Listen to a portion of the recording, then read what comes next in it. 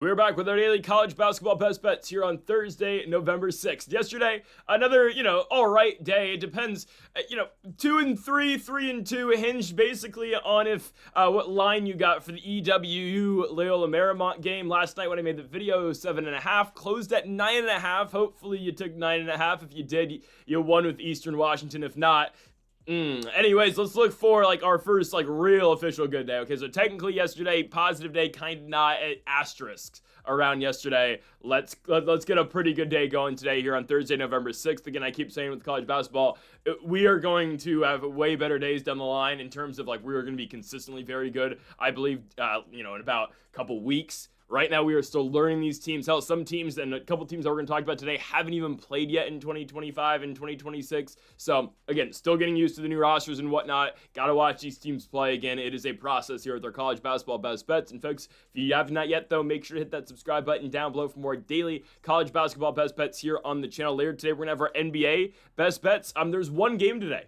It's the Los Angeles Clippers and the Phoenix Suns. So we're not going to do 5 bets for one game. We're going to do 3 bets for that one game. Yes, if you are a Suns or a Clippers fan, I'm going to talk about those two teams for about 20 minutes today in a couple hours. So make sure to go check out that video later today on the channel. Also on the channel, we've got our weekly college football predictions, over 4 hours of Week 11 college football predictions. And we post our NFL Week 10 predictions as well on the channel. On Greedo Plays MMA this week, our UFC Fight Night Bonfim versus Brown full card predictions. You're not going to want to miss that. Again, linked down in the description down below. Okay, on to the first now of our 5 best bets for this college basketball slate.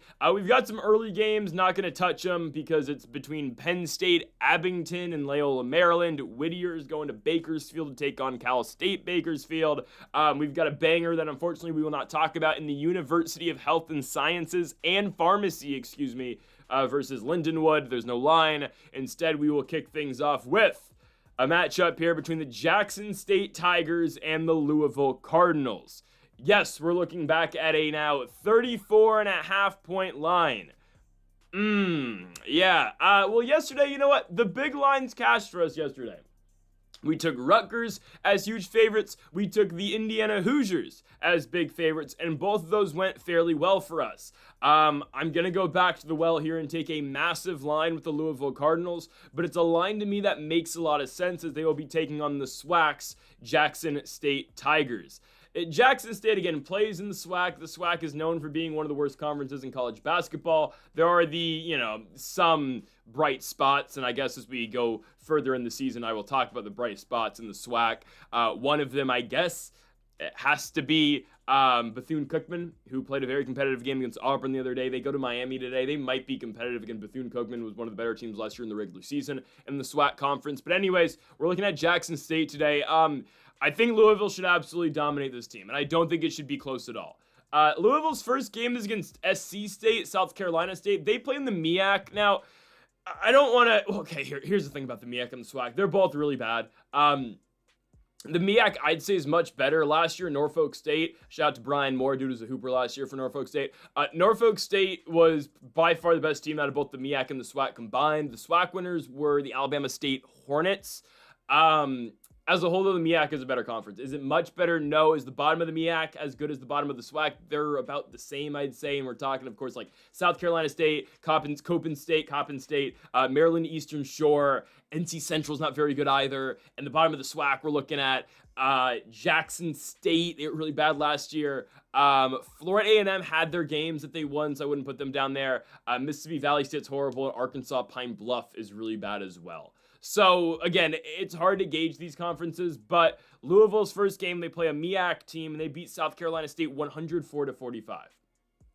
Yep, that first half looked like a D1 versus a D2 game as Louisville outscored the South Carolina State Bulldogs 59-15 in the first half.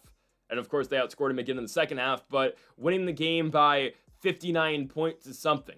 Louisville roster adjustments this year, obviously. I mean, the most notable leave for this team or going into this year, I think, is undoubtedly Chucky Hepburn. Obviously, Hepburn, Terrence Edwards played some big minutes for this team too, and they had a bunch of guys actually leave. But again, Hepburn was huge.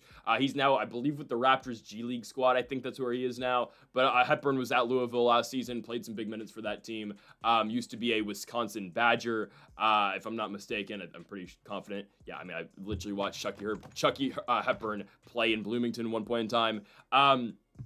You lose him this season, but Louisville arguably got better in the transfer portal. It got a lot better, actually.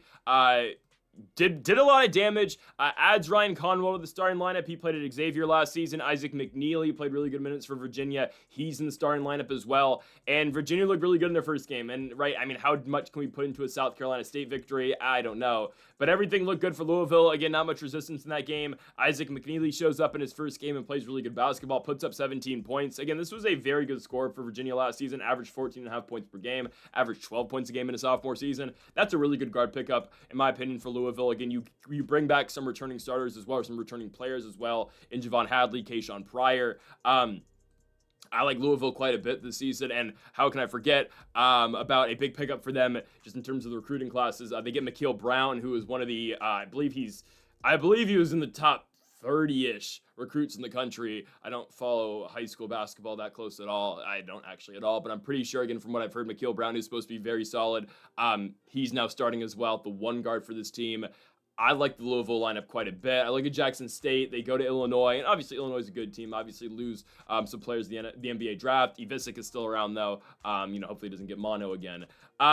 Anyways, no, it is what it is. But Illinois dominates Jackson State, and Jackson State, again, just struggles to score in that game. I mean, Devin Ree was their leading scorer with 19 points. He played 19 minutes and scored 19 points because he fouled out. So that's the one guy I'd say for Jackson State to watch out for. This is a player who used to be at Louisville, went to Louisiana Tech, so this is their revenge game of sorts. Again, went from Louisville to Louisiana Tech, started a bunch of games last season for La Tech, wasn't really a frontline guy, or wasn't a main scorer for that team. Goes to Jackson State, scores 19 points in 19 minutes before fouling out. He's the one guy I would consider, again, to be a problem today, especially going up against his former school. But I like Louisville quite a bit. Again, I like this lineup. I think Louisville is one of the better teams, obviously, in the ACC. They're ranked 11th in the country right now, and this should be a complete blowout, right? Jackson State goes to Illinois and loses by 58 points. Louisville wins their first game by 59 points, and I don't think there's much of a difference between Illinois and Louisville, and then South Carolina State and Jackson State. So I'm going to go with the Louisville Cardinals here to win this basketball game by 35 points. It's a crazy line, but again, we hit it with Rutgers yesterday, taking on the Rider Bronx, with the Alabama A&M Bulldogs going to Bloomington. Let's do it again here with Louisville. Let's take the Cardinals minus 34.5 at home. Next up, we go to a money line pick. I know our money line pick yesterday didn't go too well. I guess I can't take the North Dakota State Bison right now. I don't know. It's fine. We instead today are going to look at a money line pick. We're going to have multiple money line picks. This is the first of two, though. We're going to go with Illinois State money line on the road in Athens, Ohio, against the Ohio Bobcats. It's still football season for Ohio. It is. Parker Navarro and those guys just went out and beat Taquan Finn in Miami of Ohio the other day to claim first place in the MAC over in football. I'm joking. That doesn't mean anything for this. But Ohio, we've seen play so far this season, and we saw the Arkansas State Red Wolves put up a bunch of points on Ohio. Ohio was up in the first half, and the Red Wolves went out there and scored 57 points in the second half and dominated the game in that second half. Again, Aiden Hadaway was massive for the Bobcats, scoring 28 points. It's his senior season with the Bobcats. He's been here all 4 years of his collegiate career, but I don't love how Ohio played defensively in that second half. And I'm looking at an Illinois State team coming out of the Missouri Valley who played really good basketball this season. They won the CBI, beating the Cleveland State Vikings in the championship game. And again, it is mid-major basketball, so a lot of the guys that made that Illinois State team what they were last season to go out there and win the CBI aren't all there, but Chase Walker does return. And Chase Walker was by far their best guy all year long. Didn't have the best CBI championship game. That was Caden Bozer, who has now graduated. But their top scorer last season was Chase Walker. He returns for, I believe it's a senior season, right? No, he returns for his junior season this year, and that's big time. I mean, again, you are hard-pressed to find a lot of schools that bring back their top guys. They bring him back, and they bring back their point guard, too, in Johnny Kisner. I believe that's how you pronounce his last name. He's a 5'11", very short point guard, but you bring your two best scorers back. I mean, they've gotten guys to buy in, and I say this all the time. This is what it's difficult for all these mid-majors to do. Ty Pence is back as well, who started a bunch of games for them. Malachi Pondexter has graduated, but a lot of their guys who weren't seniors have stayed. They lost a couple bench guys from what I've seen, but for the most part, this is the same Illinois State team coming back, which again is all the time. Again, I say all the time, it is difficult to do this at the mid-major level. We said this the other day about Portland State when they played Stanford. it's the same thing applies here. Portland State barely covered against Stanford, so that was cool. But Illinois State's gotten guys to buy in, and they won the CBI last year, which, if you don't know, again, it's the fourth tournament now, I'd say, because, well, there was a CAA before, right, too, but, it's obviously March Madness, the NCAA tournament. I don't know if you want to consider the Crown or NIT better. I think it's still the NIT because the Crown is literally all big schools, and all the best big schools that didn't make the tournament opted out, like Indiana and company. So I'd still say it is NCAA tournament, NIT, Crown, and then there's the CBI, which is literally all just mid-majors. But Illinois State brought back Chase Walker. You bring back Johnny Kisner. You bring back a lot of just rotational pieces. Again, some bench guys are gone from what I've seen, but for the most part, I like this. Illinois State did well bringing back most of their guys, and the Ohio Bobcats, again, lose their first game of the year in a competitive, again, MAC versus Sun Belt game, but you've already lost a game at home this season. Who's to say Illinois State can't go on the road and beat you as well? So again, this is one of the rare times where we can actually look at what Illinois State did last year and apply it to this season, because it's pretty much the same starting unit. Again, the main guys they lost were not to the portal. It was just a graduation. But 3 straight wins in the CBI, beating Presbyterian, beating Incarnate Word, beating Cleveland State to win, again, the CBI tournament. They're a Missouri Valley team, a very competitive mid-major conference. So obviously, you got to play teams like Drake. You got to play teams like Belmont, like Bradley, like the Indiana State Sycamores, hell, UNI as well. Illinois State was middle of the pack. They went 10-10. They won a game in the MVC tournament, beating Missouri State. And then they went on to lose to Belmont in the second round. But again, this is a team that played decent basketball last season. They were able to beat a couple MAC teams last year as well, Ohio being one of them at Illinois State. They beat Ohio by 10 points. Also, later that year, they beat UNI, Northern. I referred to 2 different UNIs. Northern Illinois, not the UNI Panthers, who I believe they lost to twice last season. They did lose to the Panthers twice last year, but they beat Northern Illinois as they came to Illinois State as well. So we've seen this team manage the MAC before. Again, Illinois State played really good basketball last season. They were competitive in a couple games with Belmont. They were competitive against George Washington. Competitive against McNeese, went to Fargo and beat the North Dakota State Bison. I like this team quite a bit here. I think it's really a no-brainer. Yeah, the game's at Ohio, but I watched again how Ohio played. They gave up so many points. And, Illinois State maybe doesn't, some nights doesn't, or at least last year, wasn't the best in terms of high-volume shot percentage and, winning in shootouts. I don't really care. I think they're going to be the better team here. I watched Ohio play their first game I've seen, again, their game against Arkansas State. Not impressive at all. Again, played a horrible second half. I'm going with the Illinois State Redbirds here. This is a team going into 2025 with a bunch of momentum. Winning the CBI is huge, and getting, again, guys to come back and commit to the program for another season, trying to be ultra competitive in the Missouri Valley in a day and age where so many mid-major good players are deciding to take chances at, either better mid-major, well, there's really not many better mid-major conferences than the Missouri Valley, but taking chances to go to the Power 4 level or the Power level. I like Illinois State here. You got a lot of guys coming back. They beat Ohio last year with this same group. They're going to do it again, this time just in Athens. I'm going to go with the Illinois State Redbirds money line -125 in Athens, Ohio. On to our third best bet of the video. Let's go to another money line. And ladies and gentlemen, for the first time this season, we get to bring back the cesspool. All right. Yep. It's been a while. It's been a while since the cesspool has shown up in a video, and here they are, UC Riverside. Now, here's the thing, guys.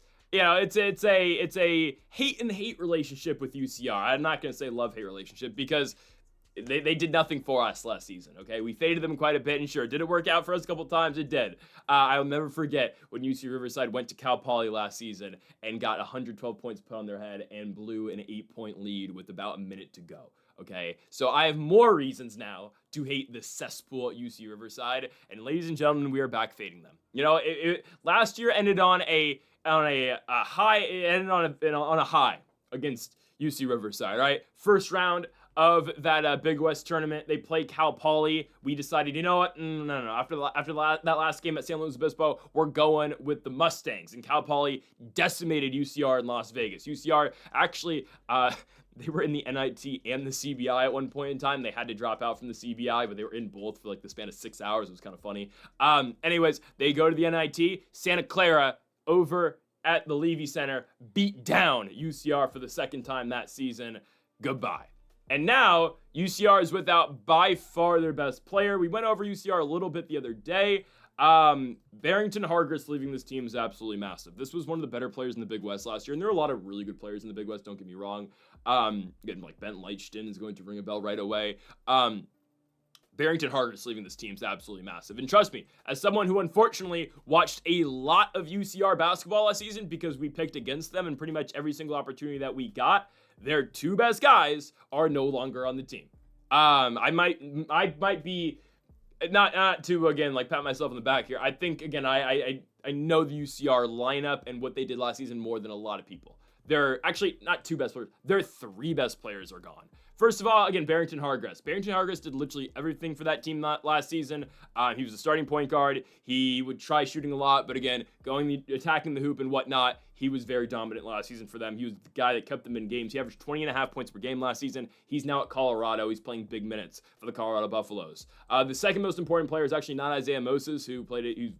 We saw yesterday, Eastern Washington. It's actually Joel Armatrading, their center from England. That guy was a board machine. His stat sheet might not look great. Trust me, he was a very impactful player all year long for UCR. So many possessions got extended because of Armatrading, who is 6'10", but played way bigger than being 6'10". He's now at Nevada at UNR. So there he goes. And of course, there's Isaiah Moses, who is the other guard for this team. Kind of got drowned out at times because of how ball dominant Hargress was. But Isaiah Moses last season did average 12.5 points per game for UCR. He's now at Eastern Washington. So you take away all of that, you put UCR on the road. Their new number one scorer this season, it appears, is going to be probably Andrew Henderson. I think he's a senior guard who I think has played D2 ball. He's from LA. Dropped 19 points in their first game. He appears to be a pretty solid scorer. They brought in a couple other transfers as well, but again, Henderson starting. Makai Worthy took quite a bit of shots as well. He is a junior who's another transfer as well. He is from UMass. We'll see, but again, you have completely changed this team around, and you get UND. And speaking of changing the team, I understand North Dakota suffered one of the biggest losses a mid-major can have. They lost Trayson Eaglestaff. Trayson Eaglestaff was literally everything for this team last season. Best player in the Summit League. Yes, there were some good players. Markel Sutton, Oscar Clough. No, it was, in my opinion, it had to have been Trayson Eaglestaff. Eaglestaff literally had games where he dropped 40 points. The entire university rallied around him. They played a very competitive game against Alabama in, oh goodness, is it Grand Forks, North Dakota? No, that's a Utah. I forget the exact location of where UND is. Yeah, no, it was Grand Forks. Oh, I was correct. They played Alabama went and played at Grand Forks, and Trayson Eaglestaff single-handedly kept UND in the game. Game was on national television on CBS. It was tremendous stuff to watch. They almost won because Trayson Eaglestaff, I don't remember how many points he dropped. He dropped a bunch of points. And this is not about Trayson Eaglestaff. Why the hell did he go to West Virginia? Why? I don't get it. This Trayson Eaglestaff, I'm a big South Dakota State guy, and I love the Jacks. He put up 51 points on the Jackrabbits in the Summit League semifinal round. Oh, sorry, quarterfinal round. It was the first round. Jacks eliminated in the first, like they always do. I mean, and he left to go up play West Virginia. He played 26 minutes in their first game against Mount St. Mary's. He took 3 shots all game long. You were the guy at UND. It's okay, though. North Dakota, they've played 1 game this season, and they lost. They played Alabama again. They returned the favor, obviously, in the home-and-home with Bama, which is just crazy that the Fighting Hawks had a home game at one point against the Crimson Tide. But there's not much we can put into that game. Yeah, you got dominated. Not surprised. I believe the team this year is going to be led by a couple players. Watching that game, it appears that Garrett Anderson's going to be a pretty big scorer on this team. He is new to the squad. I believe he's a Division II basketball player coming into this. Eli King as well, I believe, is going to be pretty big for them this season. Was one of their starters last year, started every single game at point guard. He is going to start again. I'm fine with UND here, guys. And this is not because, the cesspool, and yes, don't get me wrong, UCR is a cesspool, disgusting place. I'm still taking North Dakota here, guys. They're at home. UCR, again, I know losing Trayson Eaglestaff's big time, trust me. The guys UCR lost is even bigger than what UND lost. UND went out and obviously compensated for that, and same with UCR as well. And this is not, here's the thing about UND. This is not the same UND team as last year. It was literally, they had no offense other than Eaglestaff. They actually have a couple supporting pieces now. UCR, you can't replace your 3 best players. UND can replace one. I don't think UCR can replace 3. And also the games in Grand Forks, North Dakota. That city apparently gets down for basketball. I don't know. They have pretty good crowds at the games I watch them play. So give me the North Dakota Fighting Hawks beat that utter cesspool over with UC Riverside. Give me the Fighting Hawks at home, minus 115 at home.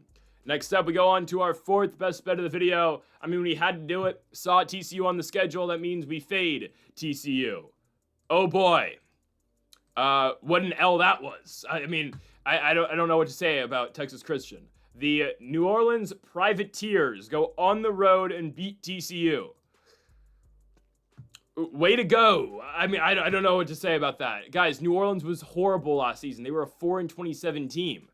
They didn't even make the Southland tournament because they were so bad. I don't even think did they win a game in the Southland last year? They won 2. They beat Lamar. Oh yeah, I remember that game. That was so weird. They went to Lamar and won. And they beat Texas A&M on the road too. Weird. They beat Tulane on the road too. Okay. Anyways, the Privateers are horrible. They're absolutely horrible, and they went into Texas Christian and beat them. TCU better be embarrassed. It's not like you have a low-level Big 12. I mean, you're not a great Big 12 team. It's not like you have a horrible Big 12 team. David Punch is on this team still. Punch wasn't great last season, but again, the potential's there. And David Punch in their first game scored 19 points. Losing Malik Diallo for the season sucks. He played 7 minutes, got hurt. He's a starting center. At TCU, kind of an undersized center, don't get me wrong, from Mali. Freshman year last year, didn't really play. Gets to start the season. Yeah, gets injured immediately. No. Diallo played quite a bit last season, actually. Didn't do the most damage. Came off the bench every single game, but Diallo out for the year now. So you lose your starting center. David Punch is going to be the leading scorer all year long, I can imagine. Jaden Pierre is also starting. He played pretty good minutes at Providence last season. Averaged 12.5 points per game. Started every single game for Providence, actually in back-to-back seasons. He's starting now at the 1 guard for Texas Christian. How do you overcome a game like that? How? I mean, New Orleans is not supposed to be on your level at all. That's a game where, let's check the odds for that. I didn't even think about that. It was 21.5 point odds for that game. And now they're 25.5 point favorites against St. Francis, PA. Is St. Francis, PA better than New Orleans? I don't think. Maybe. I don't think they're better than New Orleans. But I don't know. Here's the thing. Okay, so this is why St. Francis is tough to gauge. So they play in the NEC. And other than the SWAC and the MEAC, and don't get me wrong, again, the MEAC will have their occasional good team, like Norfolk State usually is that team that wins the MEAC, and they get like a 15 seed in the tournament. The NEC and the SWAC usually are automatically in the first 4, right? They don't get there, well, they do get auto bids in the tournament, but they don't get into the 64 round. They got to play the first 4, which, honestly, this is a discussion for a different time, but I feel like if you're a team like St. Francis, who, again, did play in the first 4 last year against Alabama State, I kind of rather play in that game than just go immediately and say, oh, okay, well, we got to play Duke in the first round, or 116. Like, low-key, I'd rather go into that game with momentum and actually get to win a game in Dayton, Ohio. Like, say we won a game in the NCAA tournament. I don't know. I feel like that's a lot cooler, in my opinion. So if I'm a 16 seed, I kind of rather be in the first 4. I don't know. Anyways, though, St. Francis, PA goes into the tournament last year. They lose to Alabama State. The thing about St. Francis is the NEC is so horrible. They had a losing record, and they got in the NCAA tournament. They just caught fire at the right time. They won 6 consecutive games to close the year. The NEC tournament is odd. It's an 8-team bracket, and they play just at schools, at campuses. They won their NEC tournament championship game against Central Connecticut. It was a 46-43 score. Yep, that spells out NEC basketball. So that's why I'm a little concerned here, because the NEC doesn't really score points, but I think we're okay. The Red Flash are led by Skylar Wicks, who has gone from school to school to school in his collegiate career. He's a 2-guard. Scored 20 points in their loss to Oklahoma. They scored 60 points, so he scored a third of them. But this guy goes from starting at Missouri State, then played at Incarnate Word, played a little bit last season at UTSA. Actually played a lot of minutes at Incarnate Word. Did not really play at UTSA. Comes into St. Francis, PA, and he's going to be the number 1 scorer here. Okay, that's cool. For Texas Christian, I can't get behind this team. I know, again, is St. Francis, PA the best team? No. If TCU can't hit their shots today, St. Francis, PA actually plays good defensive basketball. We saw that last season. I know Oklahoma scored 100 points. That doesn't matter, okay? St. Francis, PA, they're going to slow the game down. That's how NEC teams play. They're going to slow it down, play well enough defensively. And for TCU, I mean, how do you come back after that loss? You've lost your starting center. I don't know what is their plan with center, because they don't really have, they have guys who can play the position, but Diallo was really their only true five, if I'm not mistaken. I don't know the Texas Christian lineup like the back of my hand that well, but from what I've got from that team, they don't have just a straight backup five. So they're going to have to play essentially fours at the center position. And sure, against college basketball, you can play positionless at times. But I think they're going to have to play, I think it's Xavier Edwards and Micah Robinson at the 5 spot, and they're both 6'8". It's not going to kill you against a team like the Red Flash. Again, like there were teams last season, obviously, like hell, UC San Diego played positionless basketball, and their biggest guy on the court was like 6'6". So it's not always going to be the biggest thing. But who knows? I'm taking the Red Flash here. I think they are going to cover 25.5 points. Texas Christian just lost to New Orleans. They're not going to win a game by 26 points. It's a mindset thing. They're not going to bounce back like that. Give me the Red Flash. To our final game of the day and our final best bet of the day, we go to a team I was referring to earlier, UNI, Northern Iowa. UNI, the Panthers host in Cedar Falls, Iowa, Cal State Northridge. I actually think CSUN's not bad this season.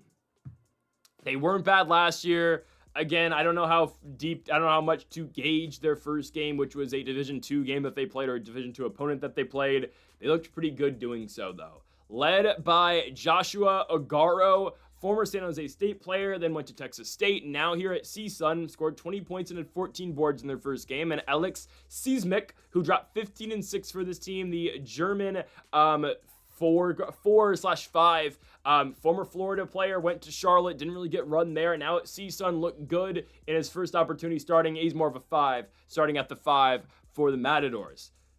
I mean, right off rip, I like that at a CSUN, man. I mean, again, Cal State Northridge was not a bad team last season. Again, it is mid-major college basketball. It's not like CSUN is a powerhouse. So they're not going to be able to retain their best guys. Marcus Adams and Scotty Washington both left. Washington goes and takes the money at High Point.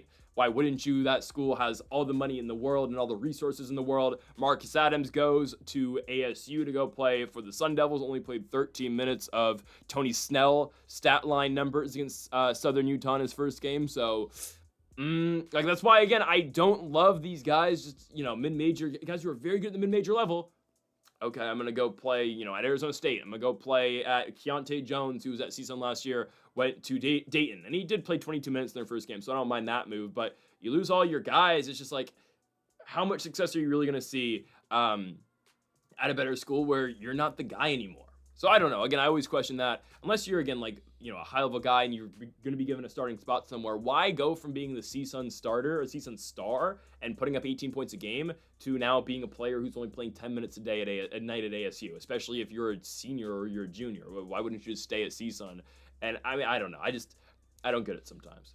But I like CSUN here, plus 8.5 at Northern Iowa. I know, again, not the same core at Northridge, but they last season went to the NIT, lost in the first round at the Farm against Stanford. For Northern Iowa, this is their first game of the season. They were also in the NIT last season. They went to Dallas and lost to Southern Methodist. I do like the MVC a lot, and Northern Iowa was really good in the Missouri Valley.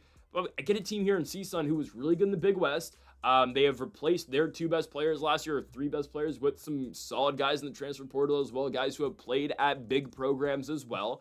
And I don't mind this spot at all. And also, again, right, Northridge has played so far this season. They got a game at home at Northridge before they're going on this weird, what do you even call this region of the country? I know Iowa's in the Midwest, but above Iowa. It's the Big Sky region.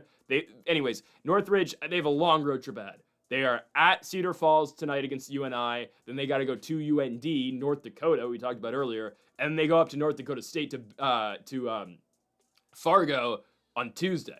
So, I mean, they just have a whole road trip planned out, and their only non-con road trip other than going to UCI, but that's obviously in the state, and that's, a 90-minute drive from Northridge.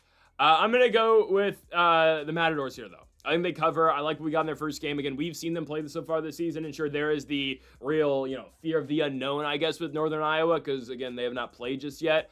But like many other mid-majors, they lose some of their best guys. Again, more to graduation. Then other schools, like the biggest one, Titan Anderson, was such a major part of that Northern Iowa team last season. Averaged 15 points per game, 16 points per game. He's no longer around. He graduated. Jacob Hudson, their starting center, has graduated. He's a 12 points per game scorer as well. Trey Campbell is their best returning guy. He is from Cedar Falls, actually. So I guess that's why he's staying. Averaged 12 points a game last season. He's a senior, so that's a big returner for Northern Iowa. But the loss of Titan Anderson is massive, and their center too in Jacob Hudson. I think, again, Northridge is going to be fine here. We've already seen them play with this new core. We haven't yet for Northern Iowa. And I'm going to take the team with momentum. They don't even have to win the game. I'm going to go with Cal State Northridge, though, on the road at Cedar Falls to cover the 8.5 points against the Northern Iowa Panthers. Folks, thank y'all for watching our college basketball best bets here for November 6th. If you have not yet, though, make sure to hit that subscribe button down below for more. Make sure to leave a like if you did enjoy the video. Make sure to comment if you disagree with any of the picks. We'll be back tomorrow for more daily college basketball best bets. Folks, thank y'all for watching, and Mamba forever.